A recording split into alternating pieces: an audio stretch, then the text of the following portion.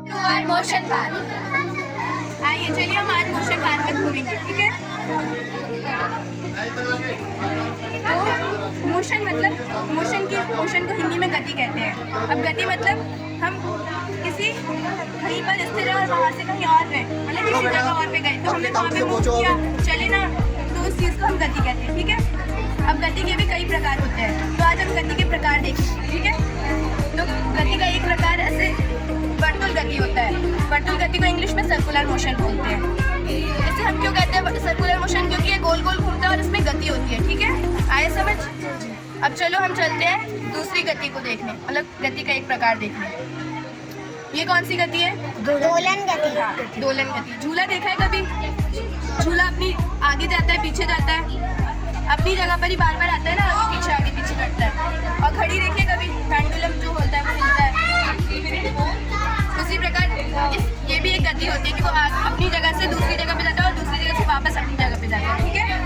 अब हम चलते हैं आगे तीसरी गति देखने। ये कौन सी गति है? हाँ, अब सरल रेखीय गति मतलब इसको इंग्लिश में स्ट्रेट लाइन मोशन कहते हैं, ठीक है।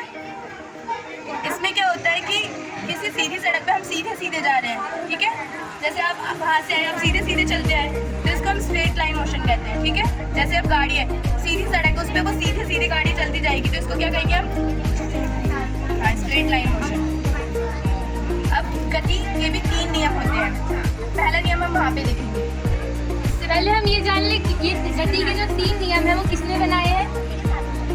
वैसे तो आजकल जो लोग हैं वो न्यूटन जी को जानते हैं, पर जो हमारे महर्षि कणाद जी हैं उन्होंने इसे 500 वर्ष पूर्व वैशेषिक दर्शन में 3 सूत्रों में ही प्रतिपादित कर दिया था, ठीक है। तो चलो अब पहला देखते हैं। पहला नियम गति का। पहला नियम है गति का। जैसे अब ये जो वस्तु है अभी चल रही है, अभी यहाँ देखो सभी, ये बॉल जो है चल रही है। अब जब तक इस पे कोई दूसरा फोर्स नहीं लगा देंगे तो ये हिल गई ना, हिल गई, बॉल हिली कि नहीं बताइए सभी। जब अब ये सीधी सीधी चल रही है तो अपना चल रही थी, जब इस पे कोई बाह्य फोर्स लगा, बाह्य बल लगा, तो ये वस्तु ने अपनी दिशा बदल दी कि नहीं बदली। तो जो दिशा बदली वहां से, तो उसने गति का पहला नियम लग जाता है, ठीक है। और गति का नियम, पहला नियम एक और जगह लगता है, वो कहाँ लगता है? यहाँ पर। जैसे ये वस्तु है, रुकी हुई है ना, हिल नहीं रही है। जो स्थिर वस्तु होती है, अगर इस पे हम कोई बाह्य बल लगाते हैं तो जब वो वस्तु गति करती है, ठीक है, जो गति की है उसमें क्या लग जाता है? गति का पहला नियम। इसने फिर जितनी दूरी है तय की है, तो उसमें जो फिर उसका माप करेंगे, फिर उसको निकालेंगे, ठीक है। समझे कि नहीं? ठीक है।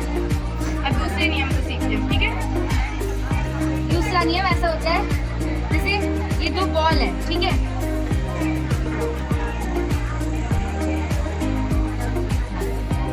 ये जो 2 बॉल है हमने इसके अंदर डाला, ठीक है। अभी नीचे गिरा, उससे हुआ ना, बल लगा, कि बल लगा, तो जो ये बल के कारण जो गति हुई, उसको उसमें सेकेंड लॉ ऑफ मोशन लगता है, ठीक है। गति का द्वितीय नियम, ठीक है। अब third law of motion. Third law of motion में ऐसा होता है, एक्शन एंड रिएक्शन। पहले यहाँ देखो ना, एक्शन एंड रिएक्शन। जैसे मैंने एक्शन किया, एक्शन और रिएक्शन मतलब समझ आया, ठीक है। एक्शन हुआ, फिर यहाँ से रिएक्शन, यानी कि पहली वस्तु जब दूसरी वस्तु पर कोई प्रतिक्रिया करती है, जब फिर वो दूसरी वस्तु भी पहली वस्तु पर क्रिया करती है, वही प्रतिक्रिया करती है, ठीक है। तो जैसे रॉकेट है, रॉकेट जब हमने उड़ा रॉकेट, देखा सबने उड़ा के रॉकेट उड़ाया, तो आप लोग ये सोचोगे पृथ्वी ने, मानो ये पृथ्वी है, पृथ्वी ने तो कोई वो प्रतिक्रिया नहीं की, और उसने की है, उसने भी फोर्स लगा, पर वो वहाँ पे क्यों खड़ी है? क्योंकि जो पृथ्वी है अब वो उड़ तो नहीं सकती, वरना हम सब उड़ जाएंगे, तो इसमें मास जो होता है ना, घनत्व, मास वो ज़्यादा है, इसमें कम है, इसलिए ये ऊपर उड़ गई और ये अपनी जगह पे है, ठीक है। तो अभी अपनी जगह, इसने एक्शन किया और इसने रिएक्शन। हाँ, और क्या, अब जब ये ऊपर उड़ी तब आप लोगों ने देखा होगा, अभी चंद्रयान 3 लॉन्च किया था हमारे भारत के इसरो ने, तो इसमें ऐसा हुआ ना, जब आप लोगों ने देखा होगा वो जब उड़ा होगा तो नीचे उसने बहुत सारा धुआं छोड़ा था, लेकिन पूरा धुआं हो गया था, तो वो उसकी प्रतिक्रिया की थी, और ये जब उड़ गया तो